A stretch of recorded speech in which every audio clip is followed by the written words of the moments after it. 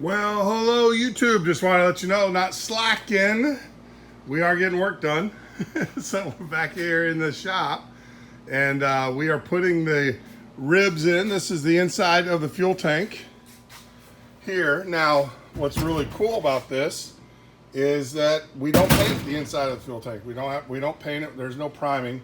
So we've got, so what I'm doing today, or what I've been doing, is mocking up one of the skins. I do have the jig that this goes in, but I found that putting it together, especially when I'm working by myself, putting it together on the foam is so much easier. So what I did is I clecoed in all of the ribs on one side, and now I'm rolling this edge over on it, and I'm using my punch, kind of lining up, and then putting my clecos in. So the thing is you know, your mileage might be different, but I just find that doing it this way, especially by myself, is nice. I love this foam because what it does is it doesn't put with the weight, it doesn't disengage the clecos. The clecos kind of fill in the foam. So that's how I'm doing it. Now, obviously, when I go to put it and seal it all up, I will have to put it in the frame. One thing I've realized with the frame, I do have the tape on here. I'm gonna cut this out, I would say about a 1/2 inch on each side. Give me more. One thing I've noticed about this frame is it's too tight. It's way too tight on the piece. So I'm gonna relief it a little bit, cut it out and everything. So that's about it. So today I'm gonna I'm going to get the rest of this clecoed in. I have to put in a stiffener J channel in here and get that drilled, get those common holes drilled. It's the one that goes right here all the way through. You can see all the way down. So we'll get that one in, and we'll get it drilled and everything, and then we will then proceed on mocking up this guy, which is the other one. So yeah, so typically what I do is I get everything mocked up, fit finish, you know, just make sure everything lines up that should. There are a couple modifications we have to make to the stiffeners. There is another hole here. This stiffener, we got to cut back a little bit.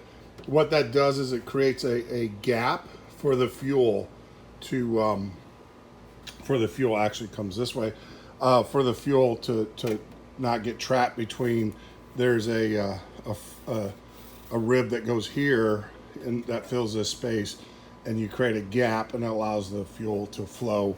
The whole idea is that this is the lowest part, so this is where your sump is, and so they want the fuel to flow perfectly. Yeah, that's about it.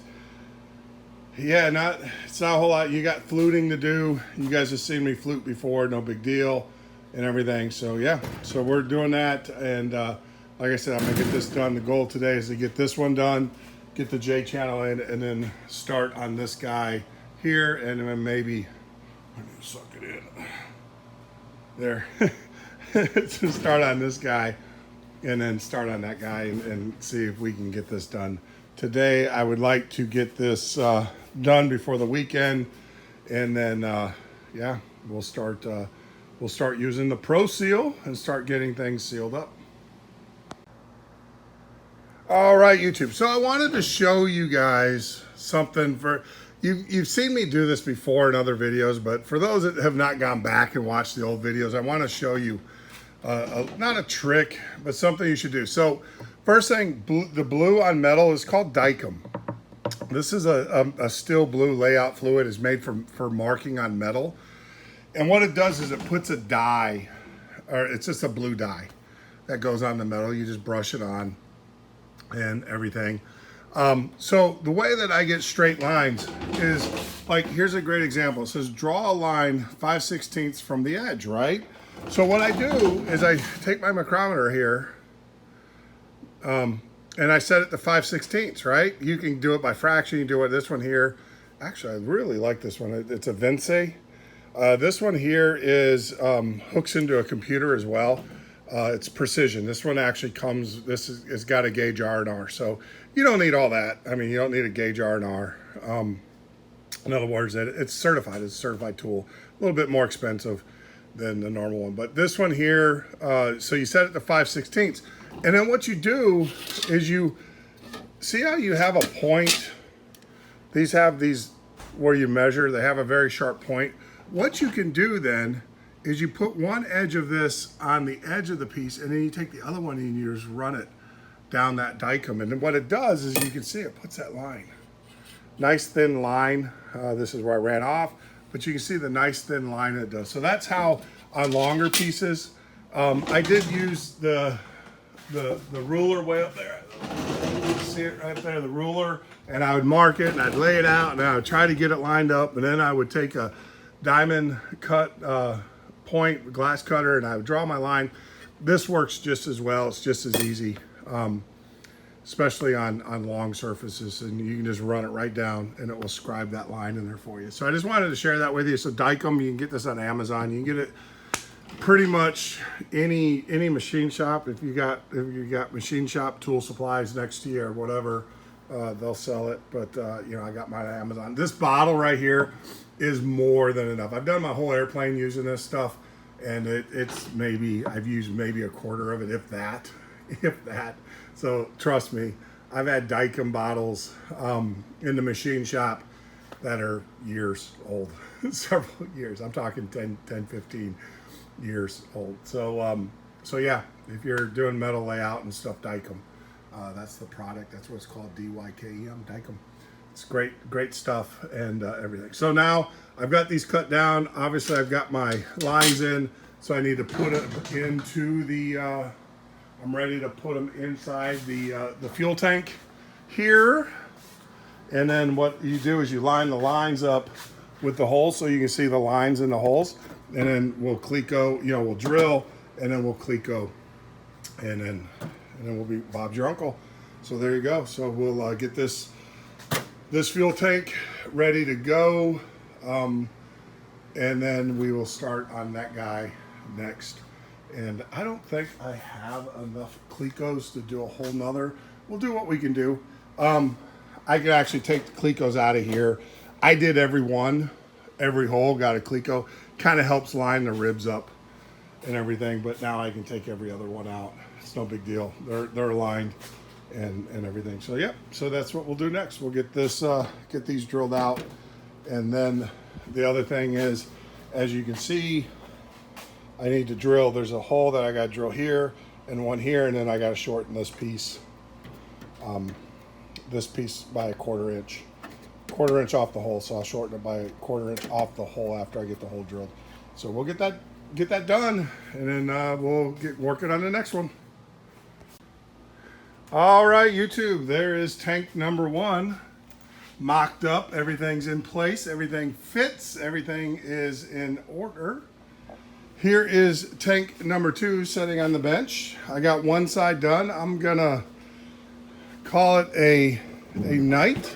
I'm probably gonna get Denny to come over and help me tomorrow to get these lined up and everything. It's a 2-person job. I was able to get that one done, but man, it was a challenge to say the least. But this tank is in. I got the fuel cover on. Everything's in. Everything's been cut. Everything's been drilled.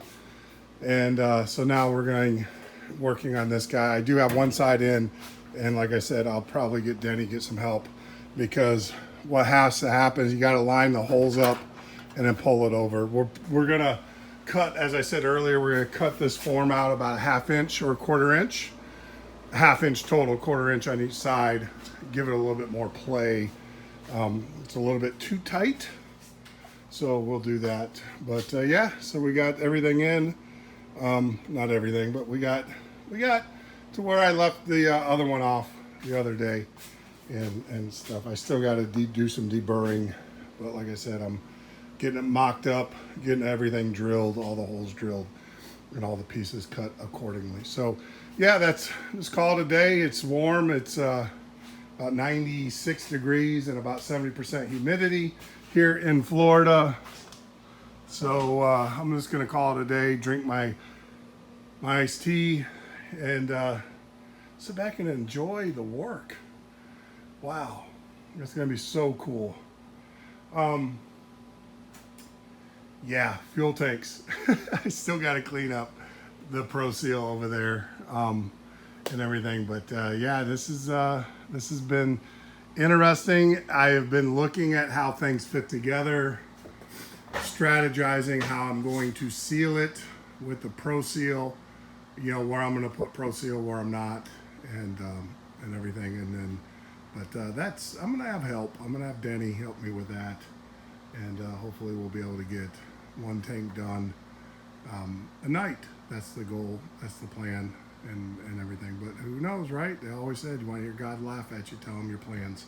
So, so yeah, that's about it. You know, I'll be back in tomorrow, God willing, and hopefully we'll get the other side buttoned down. We'll get the stiffener in and drilled, and then we proceed to take everything apart. And yeah, it's one of those things, you know, rinse, repeat. I hope all you guys up there in Oshkosh at the show having a great time. But like always, be well, be safe, and may God bless you guys.